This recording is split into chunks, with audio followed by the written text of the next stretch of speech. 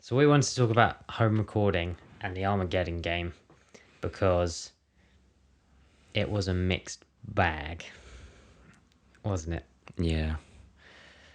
So the original plan was we wanted to do live sessions, right? Yeah, we wanted to do it live, like we did the first two Proper Job songs, like Loco and Deceiver.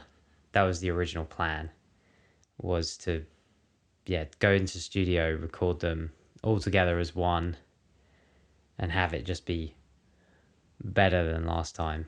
But that's not how it worked out, because we all know why. We all know what happened. The unspecified virus. Yeah. Of unknown origin. Yeah. For the sake of putting this out somewhere. We don't know where it came from. Yeah. Yeah.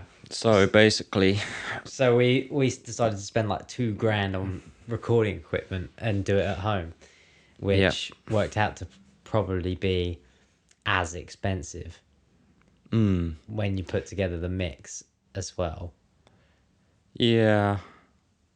But I suppose it's got the longevity now. Like we can do anything now. Yeah. home. I mean, that is the thing. Is like we can do anything in the future. Like we're already recording new stuff that will make use of all of this stuff. So it's an investment, but it was really, I don't know. When you put all this work into stuff and then nobody listens to it, that's the pain. That's the pain of being a nobody musician. But You can't think of that. no. We're just putting out our music, what we want. Yeah. But yeah, so the so we wanted to talk about the lessons and like the problems that we encountered while doing this, and it was definitely the biggest one is like, obviously it's never going to sound, no matter how hard you try, it's never going to sound as good as it would in Retreat where we went before.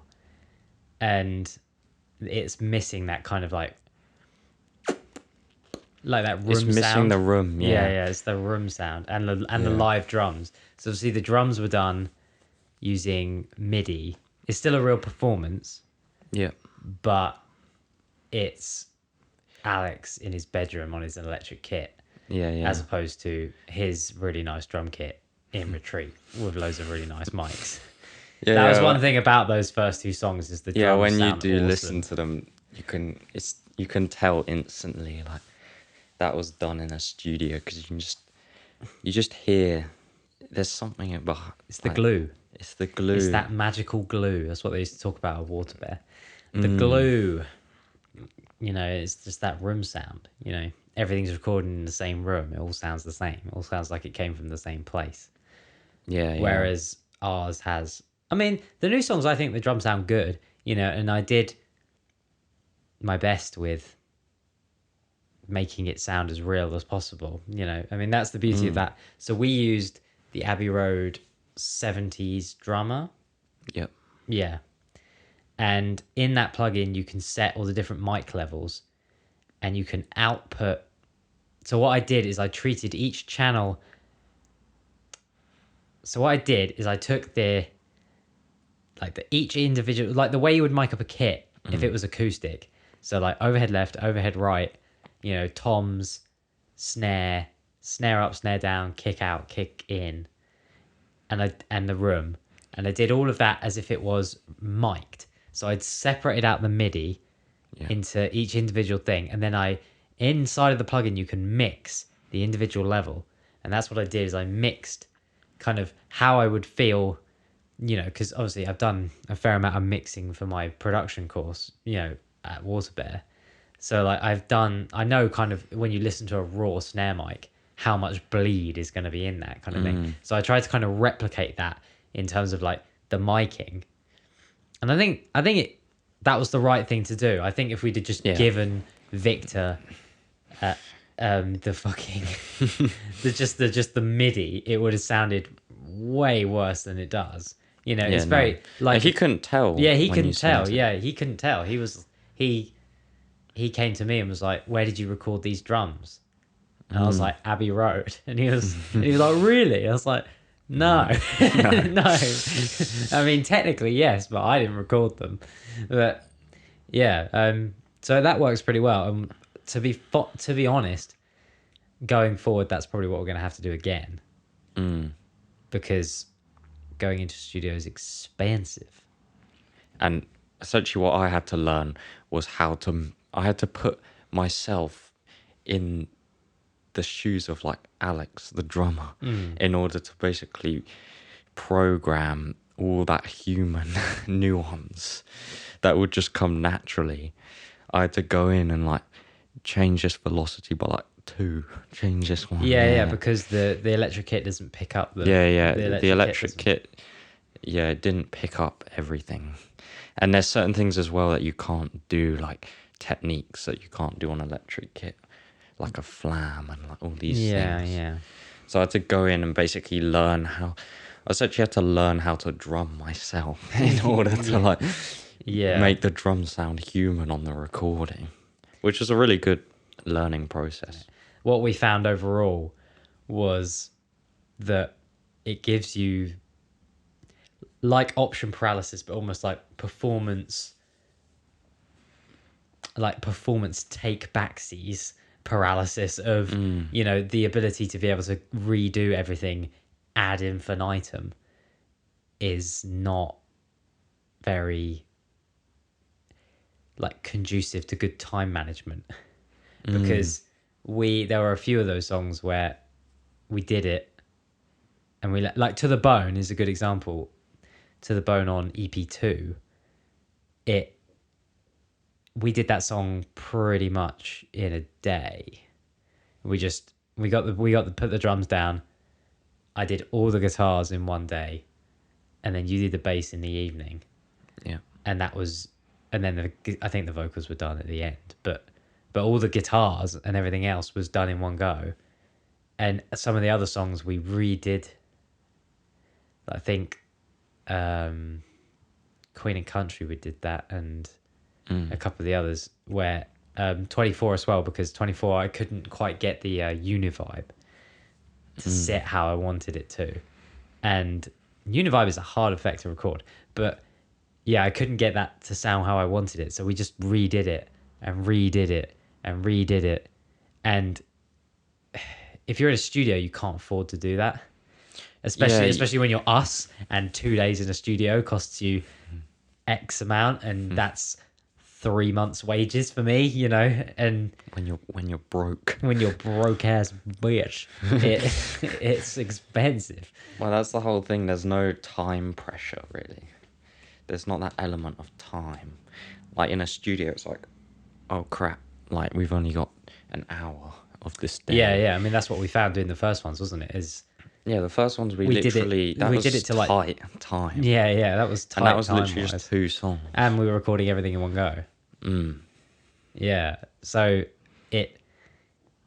I think that's almost good though, because it makes you live with certain choices, and I think it's more organic. It's more like and it puts your mind at ease, because it's like it removes that whole thing in your mind of like, oh, this could be better, this could be that. Instead, it's just like, nope, that's what you did. Yeah, that's what you got. That is a raw like representation of you as the band. Like, whereas with this home recording, it was a bit more like nitpicky. This is what we're trying to say is like, with home recording is way too easy to worry about this stuff. You have to just cull that thought from your mind, and you know, not worry about it. It's about learning to listen. You kind of have to trust in your gut. I found, like, especially like the Take Me Back solo and things like that, and you just got to listen to it almost like with your eyes closed, just like, and just think, not even think, but then like you just know, like after you're just like, you're happy, like, and your mind will try and fight that. It will be like, no, you're not happy with that. There was this one little thing, like Yeah, redo that. But like you just gotta trust in your gut where it's just like that was good. I'm happy with that. Move on. yeah, But then your mind will always try and fight it. It'll be like, no, the perfectionist in us will be like, no. no, go back and do it again. Yeah, vocals was like that for me, the worst. Because the solos, I know when I can listen to a solo and be like, yeah, that's done. Or a guitar part, you know, you just know that it's, Yeah. just listen to it and you're like, well, I could play that round and round again another 1,000 times and it's never, it might be ever so slightly better, but it's not worth it. No, I think we did a good job with the individual like tones, and the helix helped with the bass a lot to like use amps and cabs, impulse responses and all that. Yeah, definitely. So that made the bass sound a bit more real. Yeah, and we used the SVT plugin from Antelope as well for parts of it. Some of it's SVT, some of it's the Aguilar Helix model, but it's all going through that Ampeg cab sim from Antelope. Yeah. Um, It was double track. Double So track yeah, DI. so we're taking a DI. So there's just the raw bass, which will just have the preamp, and then there's the one with the cab on it as well. And we gave both to Victor, and I think actually he used the one with no cab on it more. Yeah. I think he ended up Because using that more. It's more direct sounding, easier to work with. Yeah. which is interesting because if you ever got a guitar and you didn't put a cab on it, it would just sound horrific. It would sound so Jingly bad. jangly. Oh, it would just be awful. Especially, it would almost be like, because guitar straight into a desk can sound good, but a guitar into a amp preamp into a desk or an interface. Don't think so. So yeah, it's odd that you can do that with bass and not. I think It must be to do with the high end response, Yeah. like the presence and stuff like that. I think all the individual parts were recorded well.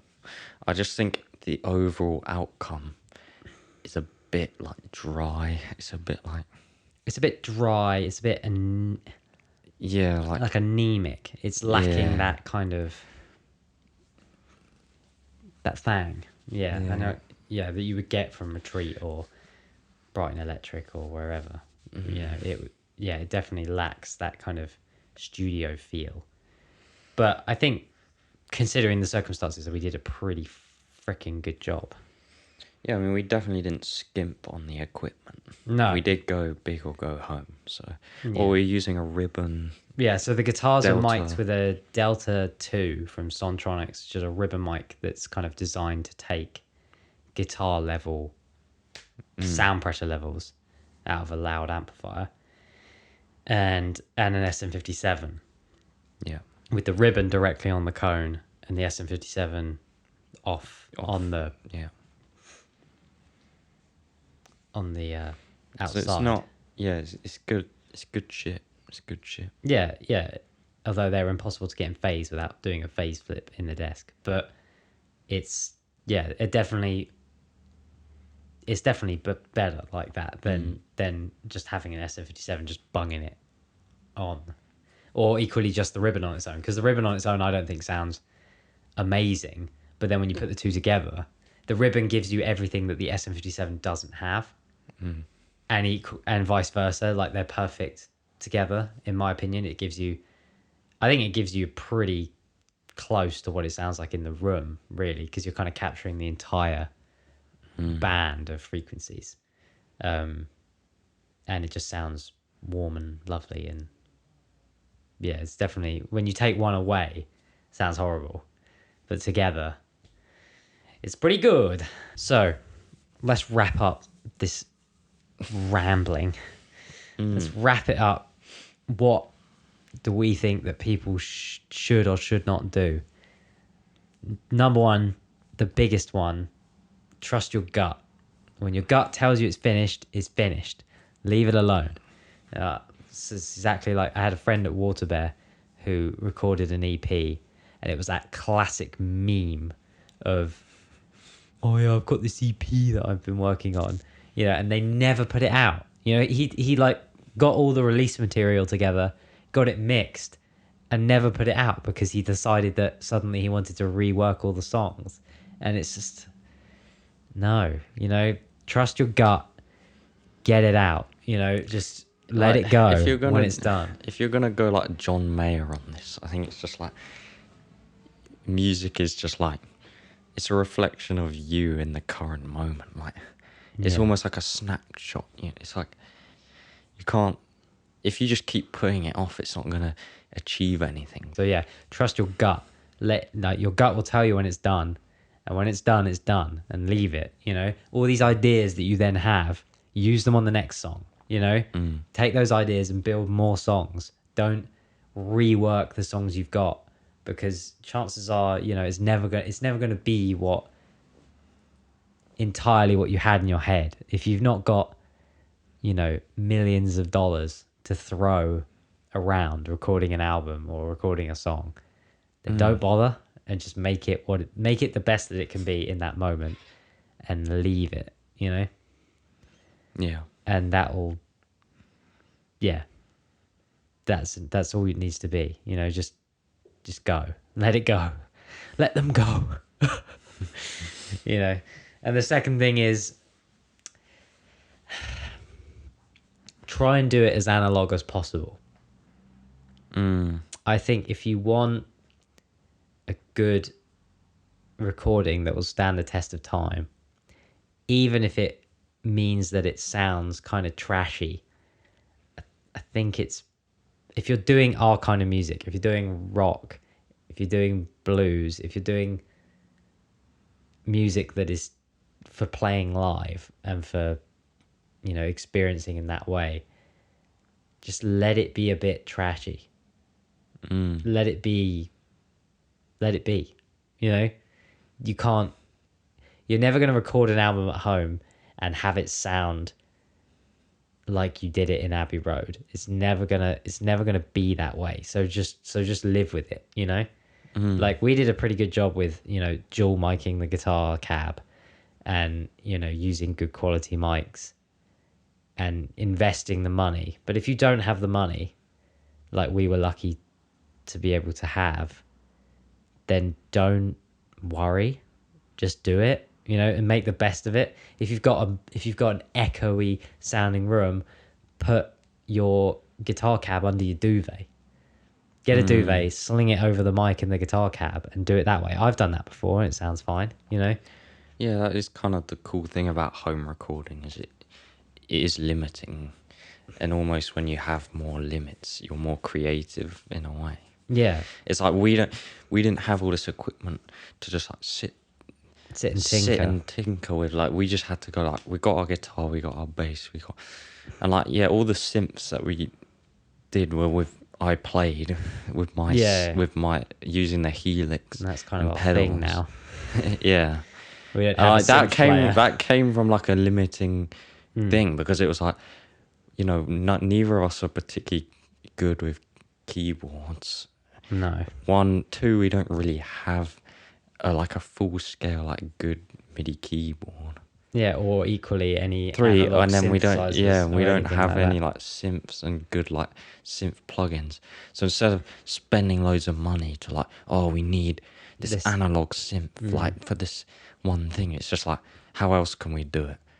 Well, I got this like HX Stomp in the Black Friday sale, and like people like Yannick and Ian Martin Allison, and like they're doing all this simp shit. I'm just like, why can't I? And I just figured it out.